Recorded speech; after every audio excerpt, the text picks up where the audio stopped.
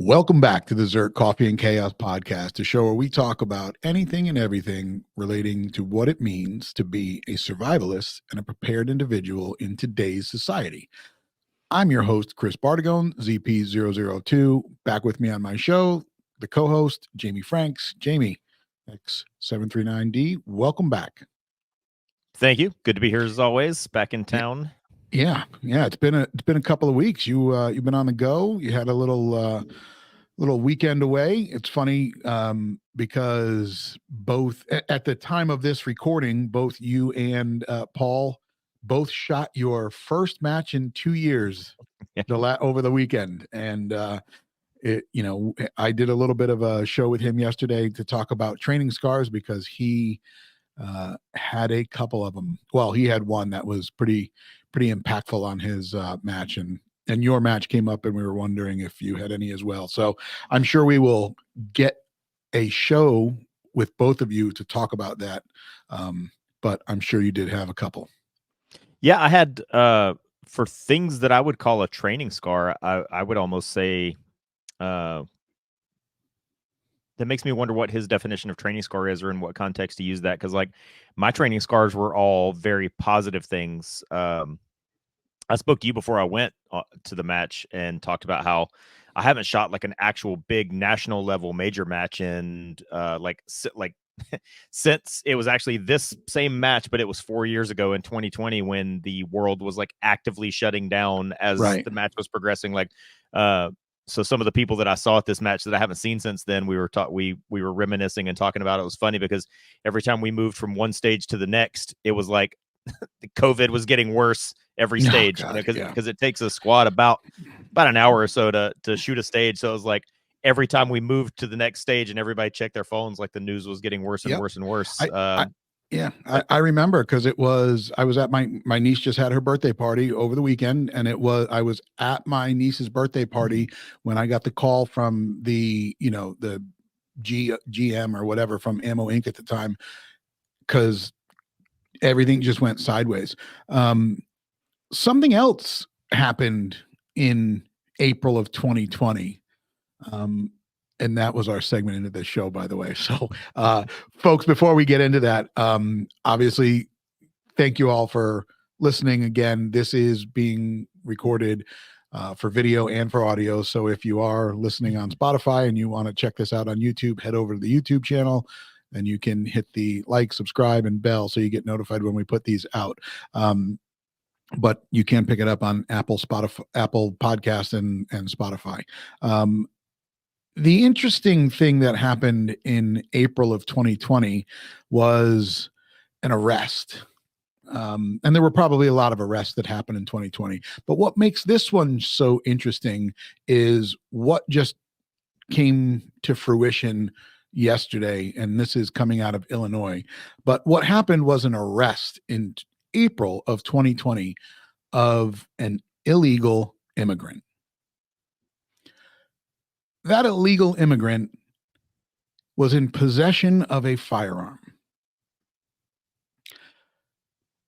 A federal judge in Illinois just ruled that banning the illegal immigrant from possession of a firearm is unconstitutional basically going against his Second Amendment right. I about lost my mind. Well, you're going to hate me. But. Oh, I about lost my mind. Folks, today we're going to talk about Invasion USA. And it's happening. Jamie, you've talked about seeing it. I was just in El Paso and spent a day in Juarez. I mean, it wasn't, I'm not saying it was hard for me to get across the border. I mean, I walked across the border and I showed my passport and I was across. I saw the wall and it is what it is. But it's happening. Our border crisis is just continuing to become a problem. And now you see stuff like that. I mean, like I said, I read it and I just immediately I was like, question. Right. It just doesn't make any sense.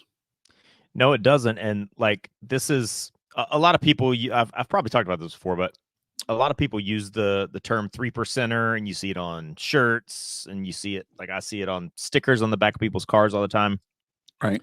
And the term 3% comes from the fact I actually don't know how historically correct it is, because it, to me, it kind of sounds a lot like the 22 a day thing, which is complete bullshit. But anyway, we won't go into that.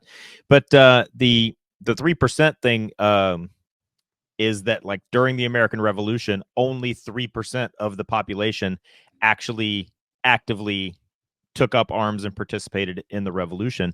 Right. And that's, if that is true, or even if it's almost true, it's a good reminder that, like, that's 3% is all it takes. But what that really means is that, like, at the huge other percent, maybe it was 97%, maybe it was whatever, but a huge swath of people, and I think this was true in 1775, and I think it's still true in 2024, a huge percentage of Americans are just really, the only thing they can be dependent on to do is to just keep their head buried in the sand and hope for the best. And I guess they're just resigning to the fact that they're just going to go with, like, whichever side wins. So, that they'll just go with whichever the way the wind blows.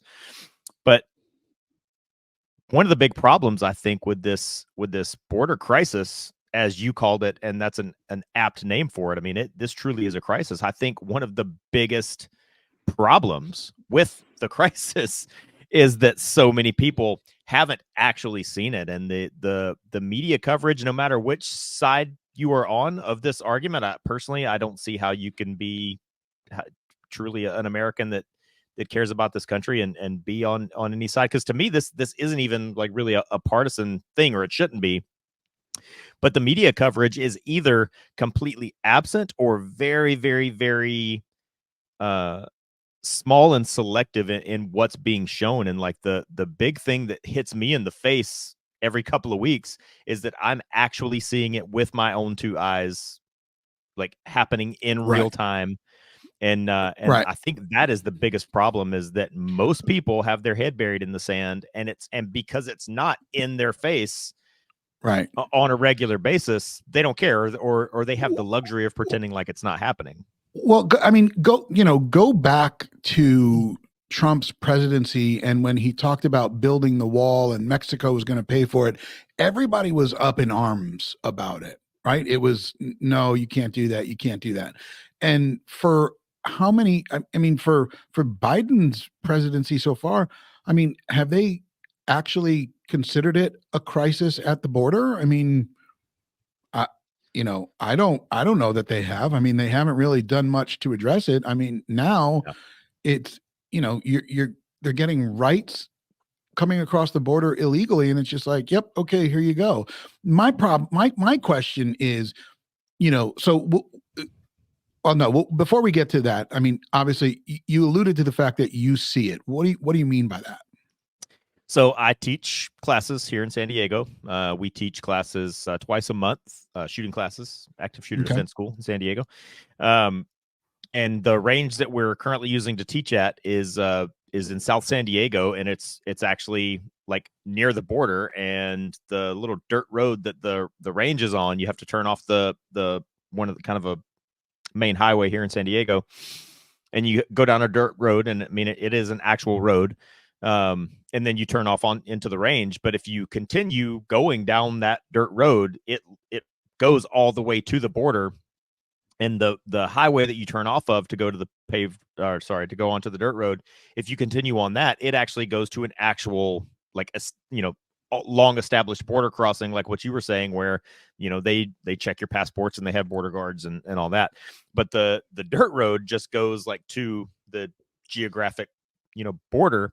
And so twice a month for the last, we really started seeing it back in maybe September, was, like, kind of the first time we started seeing it. And then we're seeing it every single time since then. And we're seeing as we're leaving the range at the end of the day, we're seeing these just groups of people, like lines of people just walking up the dirt road, meaning they didn't come through the actual established border crossing. They're just crossing the line in the sand. And I believe in this area of San Diego, I don't think there is a border wall, and there's not much of a like natural barrier, like at least in Texas, they have the Rio Grande River, right, that they have to cross. But here, in that little specific area, there's really not much of a natural barrier. There's not a border crossing, and all these people are just coming across and walking up the road. And we actually started noticing that, like, none of them, and when I say none of them, I'm not talking about like 1 out of 10 or 2 out of 10. I'm talking 0 out of 10 are Mexican. They are all like, they're all Chinese, or Chinese-ish. That, like, we've seen people that look like they are like Somali. We've seen people that look like they are Egyptian. We've seen people that look like, we kind of jokingly said, like brown other, like they don't really look. I mean, I served in Afghanistan, and my partner that teaches with me served in Iraq.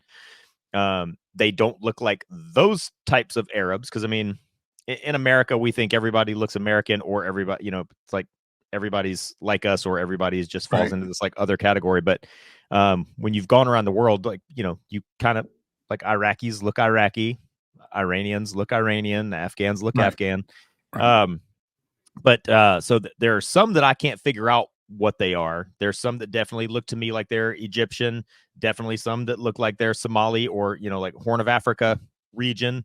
But anyway, long story short, and we've seen even some they're either like Chinese, or like because again, like, Chinese people don't look like Vietnamese people. Chinese people don't look like Filipinos. Those people do have physical characteristics, but these people look Chinese, or maybe Korean. But anyway, they're not Mexican. They're not Mexican. So then, like you said, it begs the question. Well, first off the bat, like, are these people for some reason synchronizing their border crossings with Jamie's shooting classes? No, that's not what's happening. So the assumption that has to be made is this is happening every single day. Right. And I'm just seeing it on the days I teach classes there. But it's not only happening on those days, just those are just the days I'm seeing it. The assumption has to be made that this is happening every day. There is a Border Patrol presence down there, but it's not much. And actually, the interesting thing is, again, to get to that range where I teach, you always had to go through a Border Patrol checkpoint. Well, now the border crisis is the worst that I've ever seen it. I won't go so far as to say it's the worst that it's ever been, but it's the worst that I've ever seen. And so I've been teaching classes down there for 10 years now, and that little Border Patrol checkpoint is always closed now. It never, like before, it was never closed. And like, they would harass me sometimes and it would piss me off. But now it's always closed. So now when we need the Border Patrol, like, more than ever, they have less of a presence than ever. So the assumption is that this is happening every day. The Border Patrol has less of a presence, or the least presence that I've ever seen. These people are coming through Mexico, but they're definitely not Mexican. At least the majority of the ones that I'm personally seeing are not Mexican. And so, yes, they're coming through Mexico, but like, they didn't walk from China to Mexico. They didn't walk from Somalia to Mexico. So then again, like you said before, this opens up a whole bunch of other questions. How did they get from China to Mexico? How did they get from the Horn of Africa to Mexico? Who's sponsoring their trip? Because that shit ain't free, and they didn't walk. Well, right. So free, I mean, monetary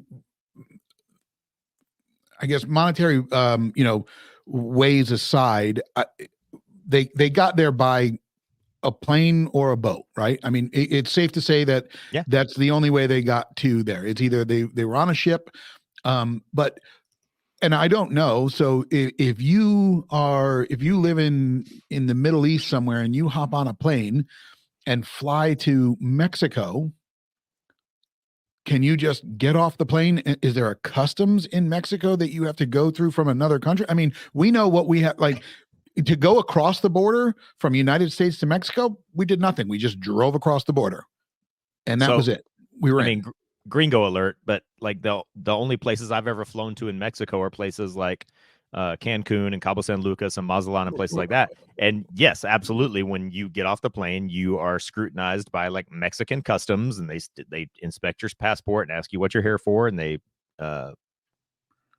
right. yeah. That's coming but that's coming from the United States, Correct. right? Yeah. So I don't know what it's like if you're coming from, you know, Afghanistan, Africa, like into Mexico. We don't know what that's like. So who knows? I'm assuming that it's probably the same thing. You've got to show some kind of papers, but like I you would said, assume so. Yeah. Right. They looked at my passport when I went to Cabo and I said, I'm here for vacation.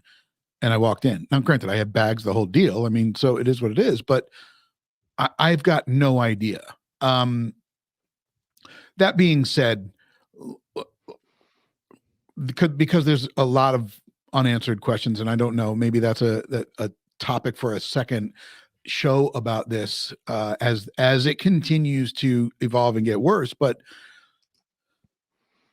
you know, my problem right now is with definitions and what the media obviously is using, right? So what happened? The State of the Union, Biden got trashed because I think he called one of them an illegal immigrant, and they're yes, like, he no, called you an can't. illegal. Exactly, and then people were up in arms about it. Listen, if you go to the Google box and you type in dictionary, you will get Merriam-Webster's dictionary online. Back in the day, we had it in paper form. If you look up the word illegal, the noun is a person who enters or lives in a country without documentation required for legal entry. Suck it. That's what an illegal is. I'm sorry. If you don't like it, sorry about your feelings, but that's it. They're not undocumented. They're not this. They're not that. They are illegal immigrants. They are here illegally.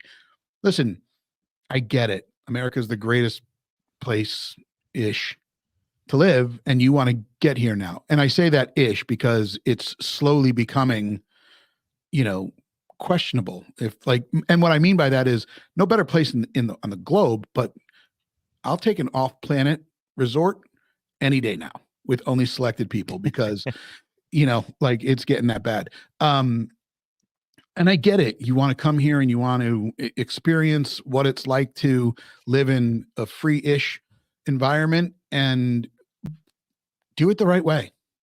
Well, yeah. Sorry. And I mean, that's, me too, like hashtag sorry, not sorry. But I think anybody that wants to come here for that reason, anybody that wants to come here because they want to pursue the, the so-called American dream, I think those are the people that would make the effort to go about it correctly. Like the fact that I'm seeing all these people, and like I said, I'm literally seeing them with my own two eyes. These people that the military that trained me has been telling me for my entire 25 plus year career that like the people that look like this, the people that are from these places are your enemy. And now I'm seeing these people coming across the border completely unchecked. And the Right. the other questions, how did they get from wherever they came from to Mexico? That's one question.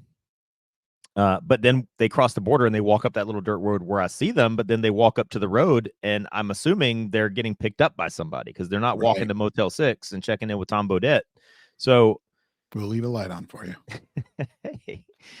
So somebody's picking them up and taking them somewhere, which means whoever that person is knew that they were coming. So they have some sort of schedule or some sort of communication, some sort of coordination, and they're going somewhere. And then then that begs the question, what is their purpose here? If they weren't willing to immigrate legally, but there does have to be some sort of infrastructure in place, paid for and coordinated by somebody to get a person, again, just using the example of China, from China to Mexico across the border, and then wherever they're going once they're in here, because like I said, it's a very remote area. They're not just walking to a motel and checking in. So they're being sponsored by somebody, they're being transported by somebody, they're making contact with somebody once they get across this side of the border, and they're being taken somewhere for something.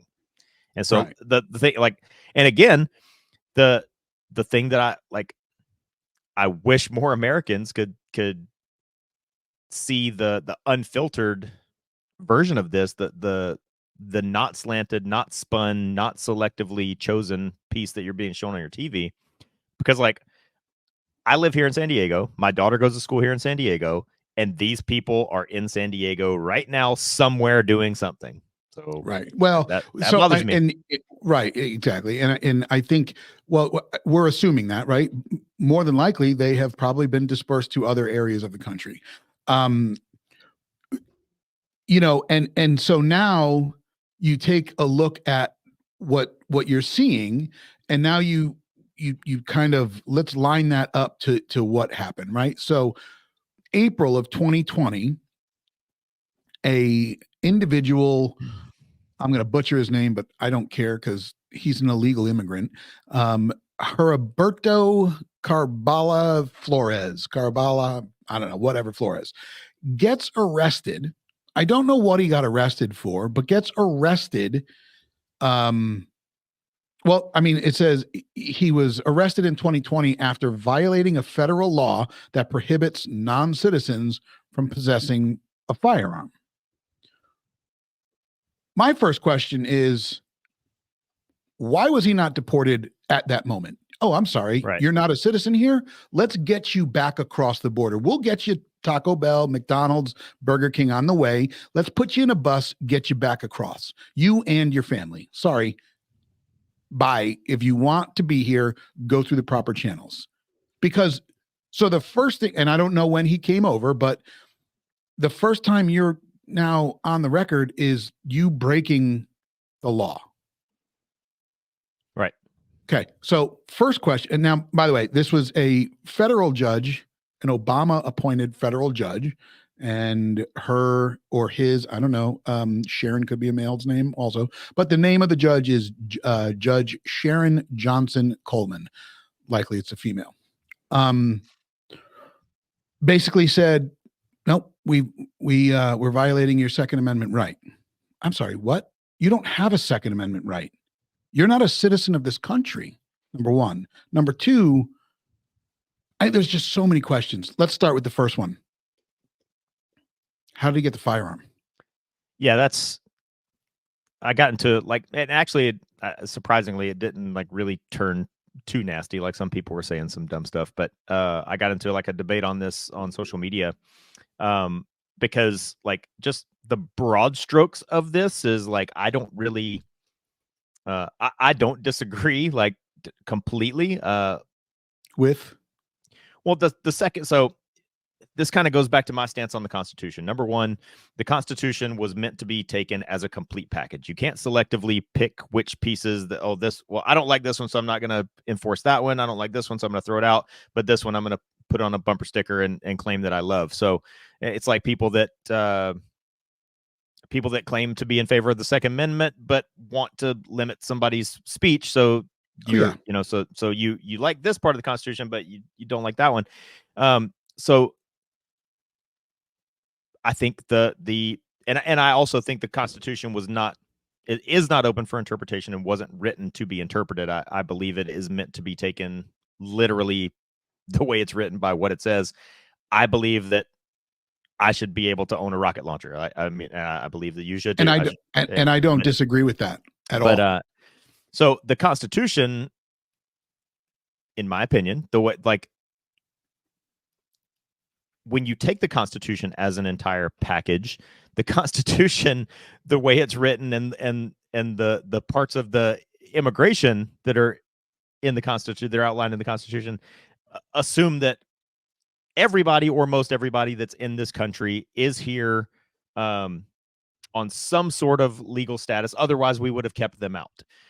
So anybody that has, in like going back to the Cuban migrant crisis in the late 70s, early 80s, like the rule was all these people that were, like, building rafts out of old tires and stuff, they had to get like 2 feet on dry land, and then they were good. And so there's like, you can find now like all those video clips of like the border patrol agents and cops and stuff like knee deep in the water, like trying to tackle these people before they could get 2 feet on dry land, because that was the rule that somebody thought of at that time. But I think that's the kind of thing that's assumed by the Constitution, is that anybody that has made it here has done so in some sort of not completely illegal fashion. And then the other assumption I think that's made is that once these people are here, they came to America because they want to be Americans, and so they're going to assimilate, and then therefore they are protected by the Bill of Rights, because it does say the people, it doesn't say Americans, and I don't even think it says citizens, and the Second Amendment certainly doesn't specifically identify citizens, and neither does the First Amendment or anything like that. But the other part of this is like, but hold on, let me ask you that. So does the Constitution hold up in Mexico? If I go to Juarez and I want to go buy a gun and start standing on the side of the street and screaming, death to Mexico, death to Mexicans, can I claim First Amendment and Second Amendment because I'm in Mexico?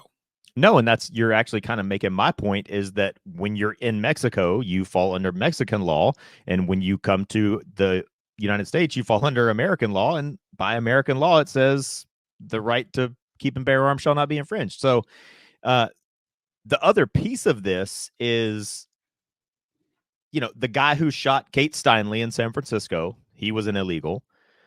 The guy you're talking about committed murder, was an illegal with a firearm. These guys aren't going to Bass Pro Shop and buying their guns. Like the guy that shot Kate Steinle broke into a Border Patrol agent's car and stole his gun out of his car. I don't know where the guy that you're referencing, I don't know where he got his gun, but it wasn't Bass Pro Shops, and right. But, and the guy that got arrested in 2020, I'm not sure what he did to get arrested, right? Like I don't think he was walking down the street with a firearm and somebody did it. So there's not a lot that go into what this guy did in order to get arrested. So I don't know. I don't think that was a firearms related crime or a violent crime. Then I misspoke about that one. So. Yeah. So without doing a little bit of a deeper dive to find out why, but so here's a couple other questions that I have, right? So he was arrested in 2020, in April of 2020. Well, again, the one part of the article says it was in April of 2020 or early 2020. I don't know where I read April, but then he says spring of 2020. Now, again, without doing a further deep dive to find out when exactly it was, one of the reasons he cited as the need to acquire a firearm was to protect himself and his family during civil unrest because of the George Floyd situation. My problem there is, again, without understanding the exact date of his arrest, George Floyd didn't die until May of 2020. Shit didn't get spicy. Shit didn't get spicy until the summer. It was the summer of riots, right? Really, like summer into the fall, yeah. Right. So, were you predicting the future, or was that the narrative that you had to put out there? So again, I mean, you can easily shut that down if you find out and see that he was arrested in April and he's using George Floyd as the factor to go out and acquire this firearm. Well, George Floyd hadn't happened yet, so wrong. You bought it for another reason. Right. But I know this is acquired it. To some people, this is not going to sound like an acceptable answer, but criminals in this country find a way to commit crime. And whether you're a criminal that happens to be American by birth, American by legal immigration, or American by jumping over the border and having a kid here or whatever, criminals find ways to commit crimes, and criminals find ways to get guns. Like if you offered me $500 and gave me 2 hours, I really don't think I could go out and buy illegal drugs right now, because like I have no idea even where to start looking for illegal drugs.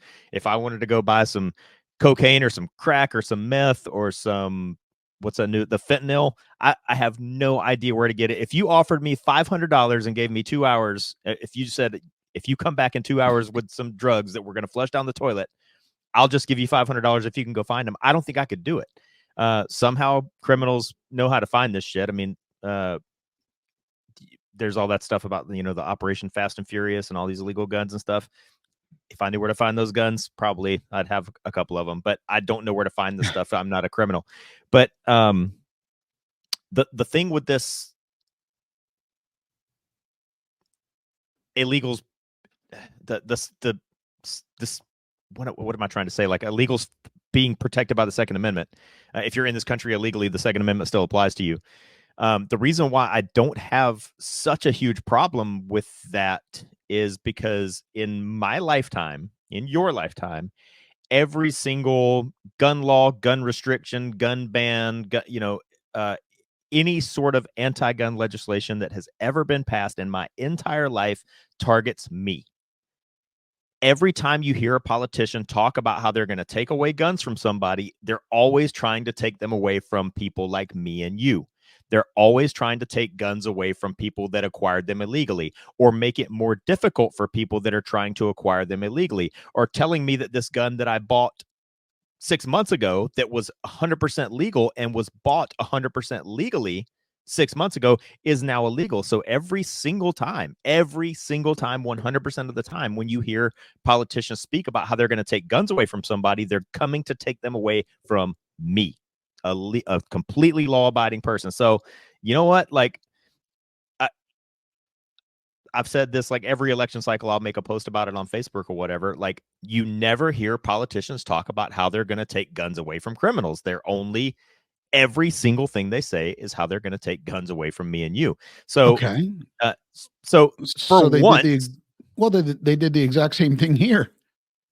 Well, no, for once they're not talking about me. Like, they're saying that illegal immigrants are protected by the Second Amendment, because the way I look at that is, if they had ruled this the other way, it will somehow get spun into some sort of blanket umbrella policy that's eventually going to affect me.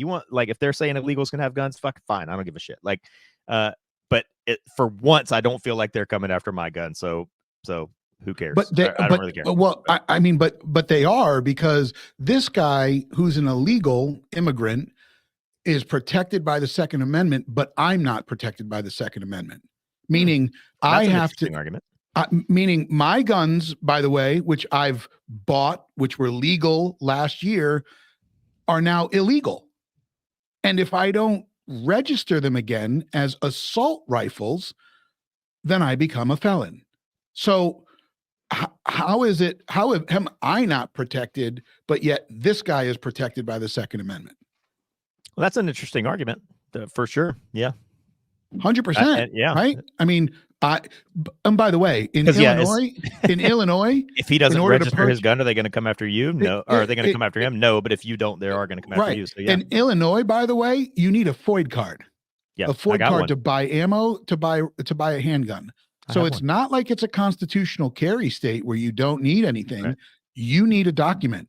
In order to get that document, you need a driver's license. You need to go pass some sort of test, which all says, okay, you're good, and now you can own a firearm in the government's eyes, right? Because listen, the states have their power to manipulate the Second Amendment.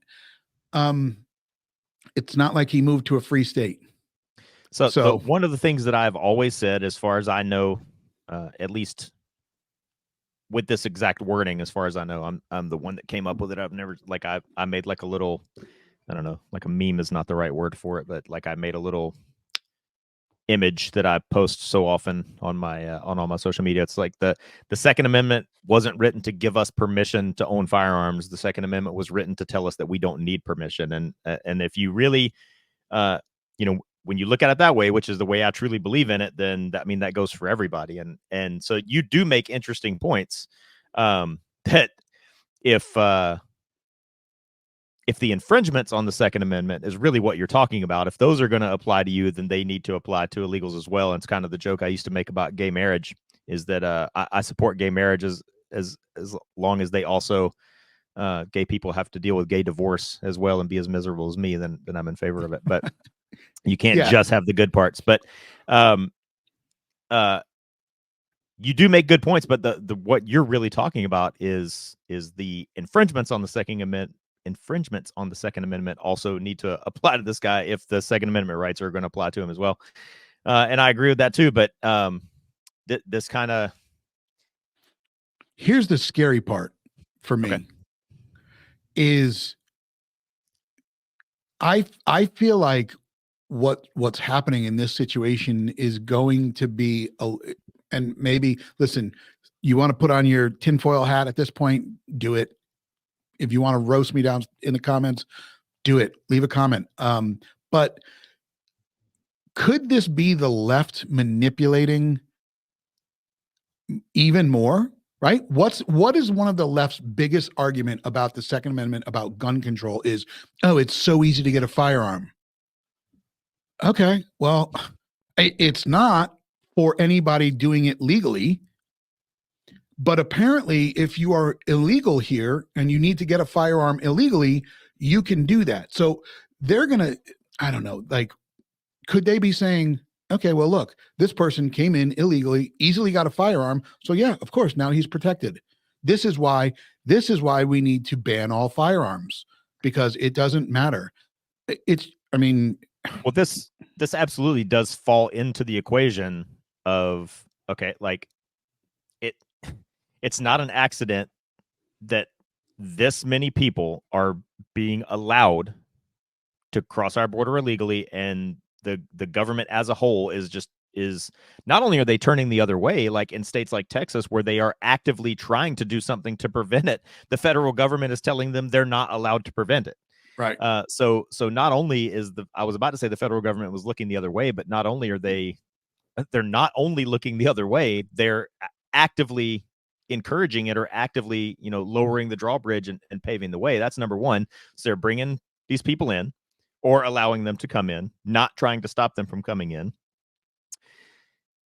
This plays into the voter ID, because now, since 2020, lots more states have approved like mail-in ballots with no signature verification, and you don't have to prove in any way that you're a citizen to vote, because voter ID is somehow racist. When these people come across the border, they are, like you referenced earlier, in places where there's like massive border crossings. They are busing and flying these people to other areas of the country. And I read a statistic yesterday that these people these illegals that are coming into the country illegally are being funneled to these specific 26 states,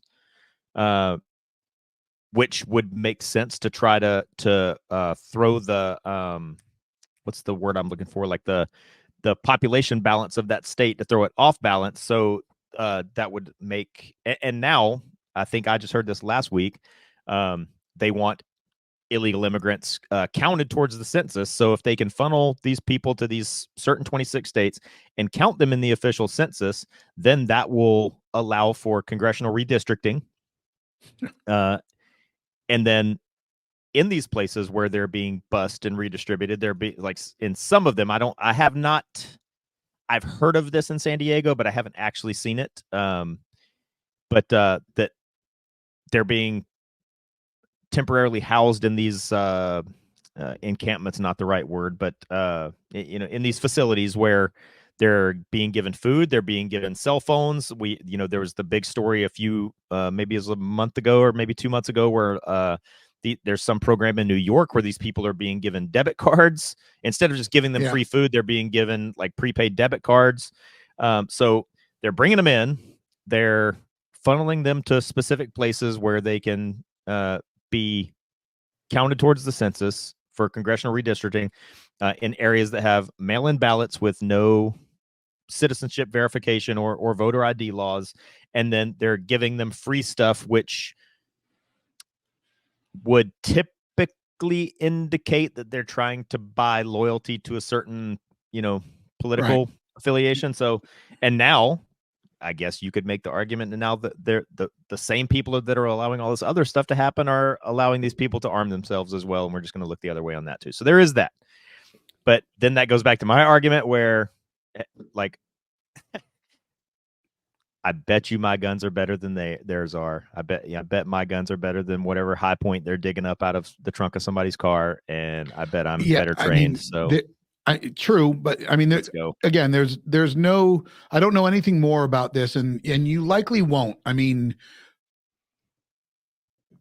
the media does a bang up job on giving you a very narrow view or scope of a story. I would love to know what the person got arrested for. I would love to know how long he's been in the country prior to him being on the map in 2020. I would love to know where he got that firearm. I would love to know how he got that firearm. I would love to know what that firearm is. You know it's not an AR, right? You know it's not an assault rifle. Oh, how do you know that, Chris? Well, because they just don't talk about it. Right. So, just like when they talked about the shooters at the Kansas City thing after the Super Bowl, that one, I don't remember who it was, but she was like, well, they're not white males. Yeah, and they didn't have ARs. Like, and they didn't have ARs, exactly, because it didn't make it all across the entire nation and talked about for the next 4 months. Yes, you can tell, you can almost tell enough by what they don't include in the news report as what they do include in the news report. Right. Yeah. So, but the problem is all of those questions we'll never find out. We'll never find out. I don't think they have even gone. The Kansas City thing is over, done with. Nothing, off the radar. Not talking about it. Yeah, and you brought that up earlier. We kind of skipped over it because we pivoted to something else. But one of the things that is also a major problem, and I think it's just, I think it works because of the ignorance of people. Now the focus is on controlling the language, right? Like you talked about how we're going to completely ignore the fact that the guy is a violent criminal, and we're going to shift the focus onto the fact that you called him an illegal and possibly hurt his feelings and someone else's feelings and possibly offended somebody. So therefore you're wrong and you're a racist. And now we've completely changed the course of this conversation. And now we're not going to focus and not going to talk about the fact that the person's a violent criminal. Now we're going to talk about you and how wrong you are. And so that is a tactic of the left, is controlling the language. Like you can't say colored person, you have to say person of color. And so if you accidentally say colored person, we're going to change the course of this conversation, and we're going to talk about how horrible you are and not whatever the actual subject at hand is. I can't call you a football fan. I have to call you a fan of football. And somehow one of those is right and one of those is wrong. And so controlling the language is another one of the tactics. And the thing that confounds me is the fact that it works. It does. And, and context, right? So they're controlling definition and they're controlling context of everything. The whole situation where the media is focused on Trump using the word bloodbath right now. He says it's going to be a bloodbath. No, play the entire clip. Clip. And another thing that you just out of your mouth a second ago, you just talked about how open up Merriam-Webster's dictionary and look at the definition of this word. Like, I haven't done this, so I'm repeating secondhand information, but I did hear on a podcast yesterday that if you look up the Merriam-Webster's definition of bloodbath, it is a colloquial term that actually does refer to economic problems, and that's that. So Trump did use it correctly in its correct definition and context, talking about the automotive industry. Yeah, but yet it's, oh no, there's going to be a bloodbath if I don't win. No, that's not what he said. And it's just irritating. Well, just to give the devil their due, that actually is what he said. Those are the words that came out of his mouth, and now they are being purposely taken out of context.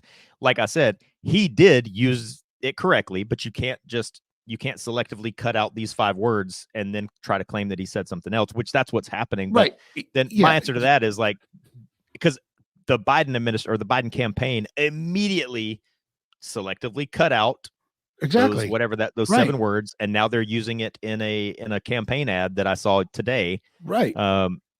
That's making it look like he's implying that if he doesn't win the election, there's going to be, civil war or whatever. Exactly. That's what I'm saying. Is he made the statement, but the statement was much larger than the piece that they focused on. Right. But my point is,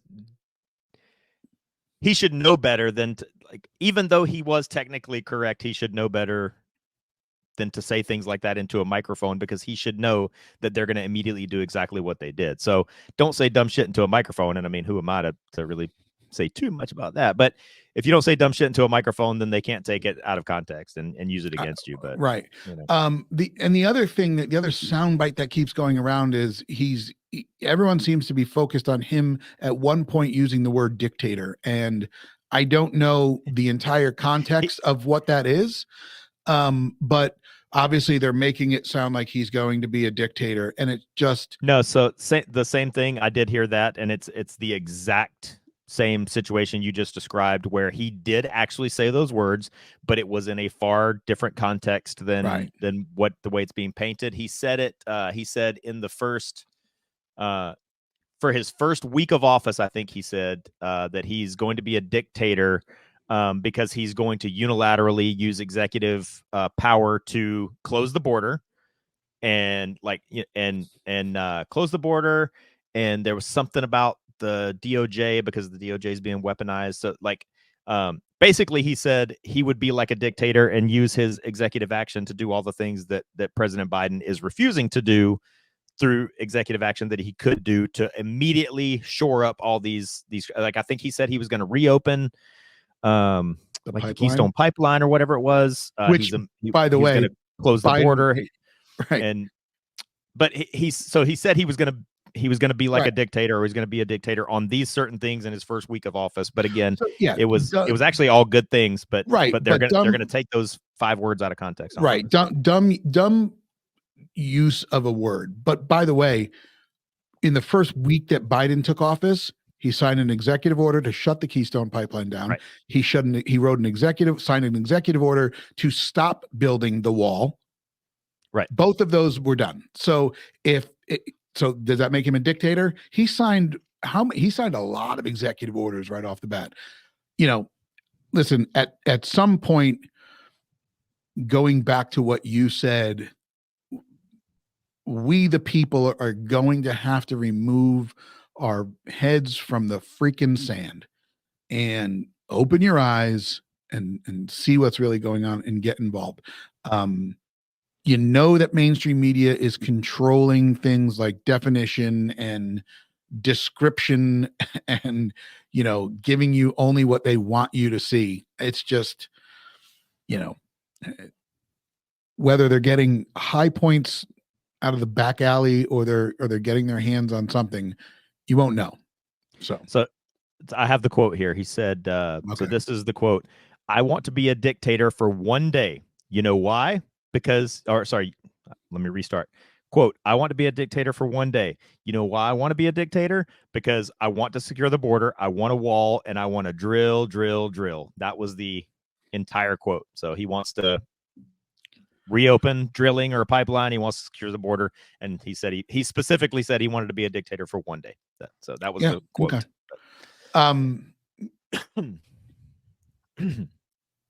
And I would ask anyone, tell me what's bad about those things that he wants to do. Right. Tell me what's bad. But tell me why you applauded. Tell me why you applauded when Biden shut down the Keystone Pipeline. Tell me why. What was it?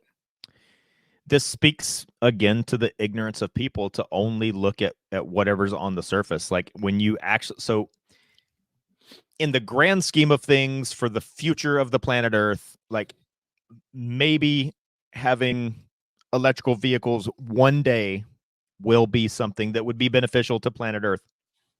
And maybe if we find some new technology to manufacture batteries, because again, batteries don't produce electricity, batteries store electricity. So you have to create this battery, then you have to generate electricity from some source. But right now, because the same people that claim to be in love with the environment are the same people that don't want nuclear power, and at this point in human history, nuclear power is the safest, cleanest, and most efficient way for humans to produce electricity on this planet right now.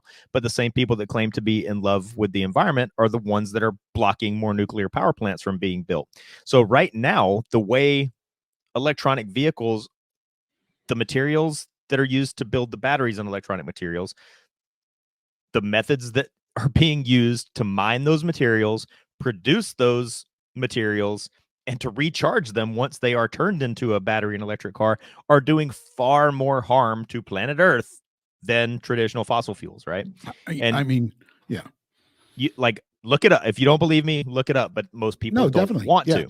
Well, and I always say like a Tesla is not powered by fairy farts. Like if you follow the charging cord that's plugged into a Tesla, if you follow it far enough, it's going to end at a coal burning power plant. That's right. A massive polluter. So, so maybe one day electric vehicles will be great. Once right, but it's right, but it's the same. Hold on, the same thing about like I don't know about over there, but you have plastic bags anymore in grocery stores? You have to. So they charge you 10 cents a piece for them. So honestly, this is one of the things that California has done that I'm actually don't have a problem with, because just by charging 10 cents for a plastic bag at the grocery store, 99% of people have stopped using them. And even myself, I used the little reusable like canvas carry bags, and I use the ones that I get for free at SHOT Show and at shooting competitions. But here's my thing. Okay. Everyone was up in arms about the plastic bags that you would carry your plastic bottle of water, plastic bottle of ketchup, plastic bottle of like the water bottles wrapped in plastic. Everybody was up in arms, and we have no more plastic straws or plastic bags to carry everything out of the grocery store that's in plastic. Right. What are we doing here? I mean, do you charge extra for the plastic wrapping your plastic water bottles? By the way, then you go bring your water bottles back and you get money back. So I mean, whatever. That was just that was a little gripe and moving away from where we were at here. But go ahead, finish your point about one day maybe electric cars. But well, we're moving. No, I was just saying like so like drilling for oil and natural gas and stuff, and it's right now is arguably better for our environment than this big massive push for electric vehicles that we're not ready for yet, because the technology hasn't caught up yet. But where I was going with that is that the kind of the most dangerous thing in American politics and kind of in just mainstream American, I don't know, just the way people think now in the mainstream, is that like so many people, for whatever reason, whatever came out of President Trump's mouth, even if it was right, was wrong, just because he was the one saying it was wrong. It like, and so Biden's policy when Biden first came into the office, like, because it was the popular thing to do, is for my first 100 days in office, all I'm going to do is the exact opposite of whatever President Trump did, and everybody's going to love me. But now everybody kind of makes a joke about it, about President Trump made all the mean tweets and all that stuff, but all his policy was actually pretty good, and I don't disagree with that. I was never really a Trump train guy, but I do recognize that what he did for us during his presidency, kept more money in my wallet.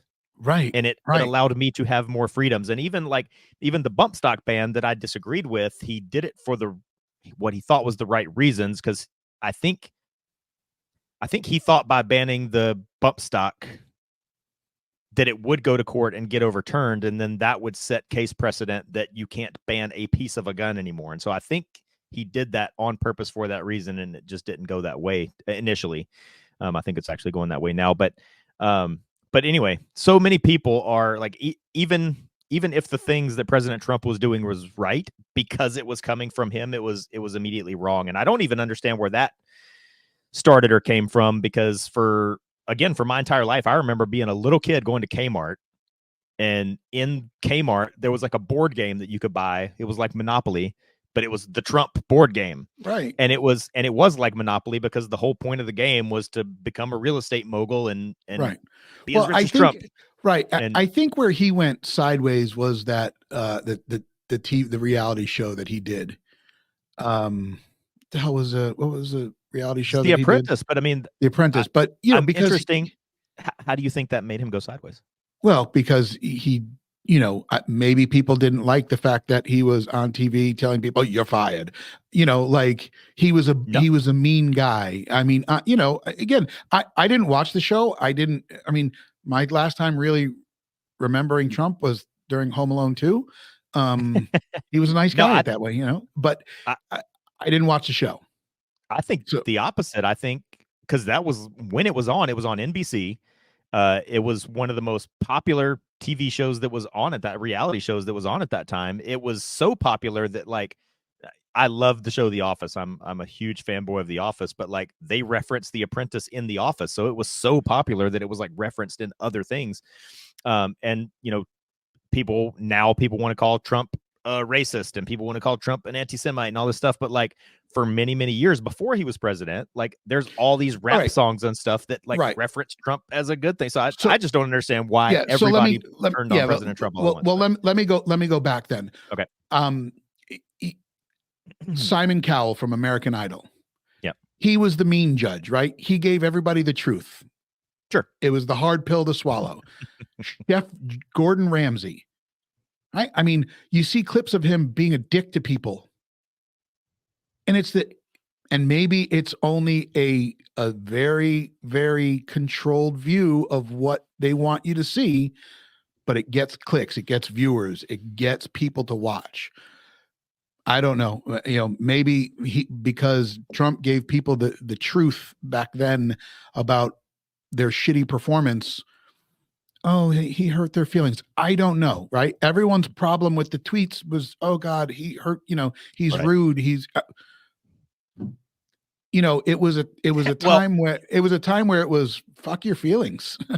Like, and the thing about that is everybody that didn't like the tweets because of the hurt feelings, it was because they were offended on behalf of some other fictitious person. Was like, me personally, Jamie Franks, I was not offended by tweets really, but one that would say that they were offended by the tweets, it was like, I'm offended by this tweet because it might offend this other group of people over here, or it might offend that person over there. Nobody themselves was ever offended by it. They were offended on behalf of someone else.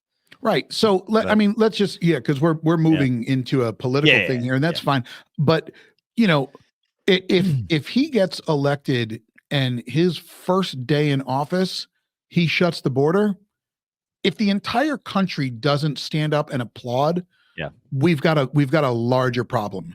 And it's funny because right now in Congress, you probably have the left saying we need to control the border. We've got a border crisis. We need to do something about it. Maybe there's people on the left that are doing it, but the moment Trump says it, they'll all sit down. Right? They're like, nope, not going to do it. The border crisis will continue and grow and become a larger problem if nothing happens. Correct. You know, what's the Mexican guy or whoever this Herbito dude is that got arrested with a firearm in 2020 is just I don't even think is the real problem. I think that's a problem, but the underlying problem and the larger and scarier one is what you're witnessing. The non-origin ethnicities, okay, coming over. So not Mexican people coming over from Mexico. Like, what's that all about? Yep. And then, like I said, go ahead. Sorry. And then the violent crimes that are being committed by these people, and nothing is happening. if that's the case, like the people that the immigrants, the illegal immigrants in New York City or wherever that were attacking police officers, get them out. Get them out. Put them on a giant slingshot and firing them back across. I don't even give those guys a bus ride. Get them out. Like, I don't know. I mean, well, so I mean, I think we're about to wrap up here. So like I always come with lots of notes, and so the last couple things that I have written down in my notes, I guess, so we can start moving towards wrapping up. Like, I think this new thing, it's new this week about illegal immigrants are also protected by the Second Amendment. My final point on that, and the reason why I'm actually okay with it, or why I'm going to say I'm okay with it, is I also think this is a way to trick pro Second Amendment people into calling for more gun restrictions. I think this is a way to go for people that are normally completely pro Second Amendment to go, oh, wait a second, I actually am in favor of gun control for this one little reason, this new little. So I think maybe this is a way to get pro Second Amendment people to finally say that they're in favor of some form of gun restriction for, and like I said, eventually I feel like that's going to be turned against me. Yeah. So that's something to think about. Don't fall for the trick. Right. But let me just kind of rebut that. Okay. That dude comes back. They kick him across the border. He comes back with papers and he wants to go get a firearm. Have at it, dude.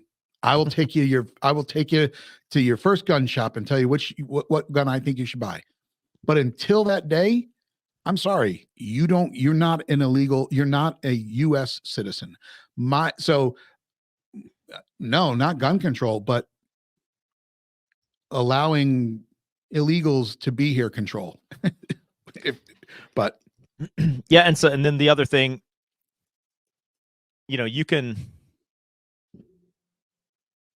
would you rather have a person that like went to a psychologist and it was determined that this person is an arsonist, but they've never struck a match in their life? So, or a person that's not an arsonist according to somebody, but goes around setting fires. I mean, like if somebody killing somebody is illegal, assaulting somebody is illegal, raping somebody is illegal, all that. So if we're prosecuting criminals for crimes, go ahead. I think I've always described the Second Amendment debate like as a spectrum. Yeah. I think most rational people will say it's okay for you to own a BB gun. I also think most rational people would say it's not okay for you to own a nuclear bomb. So most rational people do think it's okay for a person to possess firearms, but that scale slides.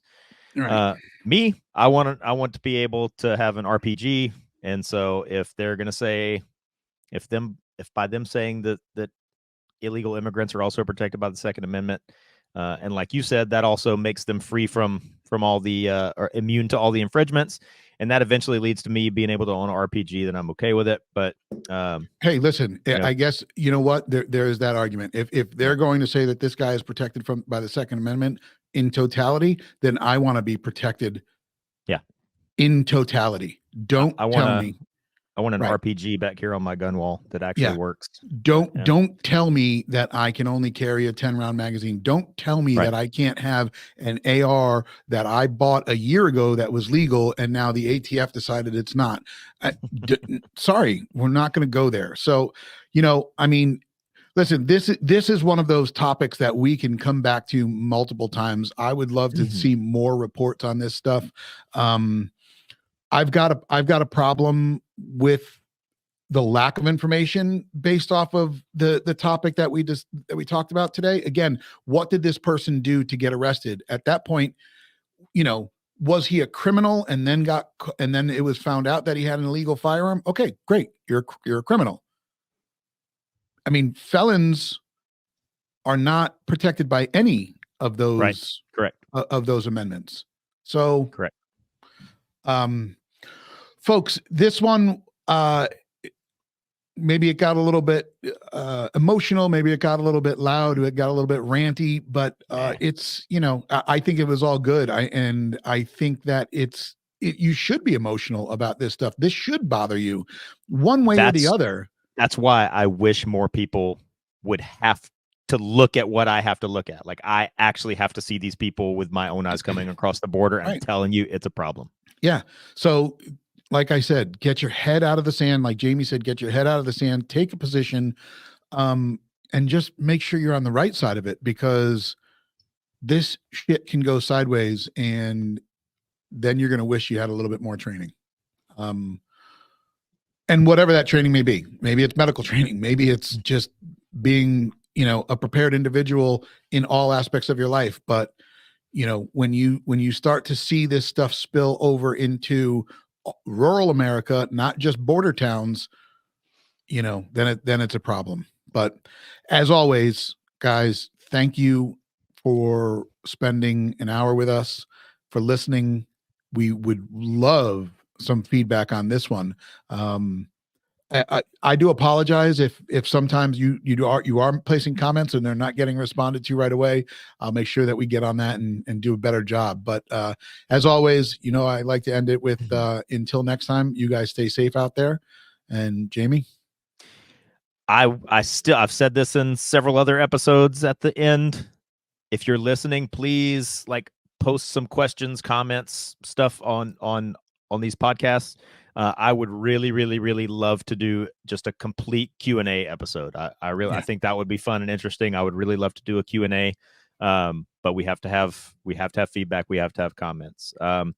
Just to tie it back around to the top of the show, I shot my first match in over 2 years, and I shot my first big major match in over 4 years. And I did not do extremely well. I also did not do extremely terrible. But the reason I did as well as I did, I was not prepared for a match. And, you know, I think the example I told you, Chris, was, you know, you can't get a football team in the backyard just throwing the ball back and forth and then expect that you're going to be ready for a football game. So, you know, match preparation is a real thing. But the reason I did as well as I did, and the reason I didn't do as terrible as I didn't do, was because I did fall back to my level of training on a lot of aspects of my shooting. And so that was my training scar. Was I actually had a couple of shooter induced malfunctions on my rifle, but I knew how to clear those malfunctions without, in the blink of an eye, without even thinking twice about it. And it's those kinds of things that are going to get you through a competition that you're not prepared for. It's those kind of things that are going to get you through a gunfight that you're not prepared for. Is training, falling back on your level of training. And so get training, and remember that it's easy to be hard, but it's hard to be smart. And the smart thing to do would have been to do some match preparation, and I didn't do it. So all right, guys, until next time, ZP002.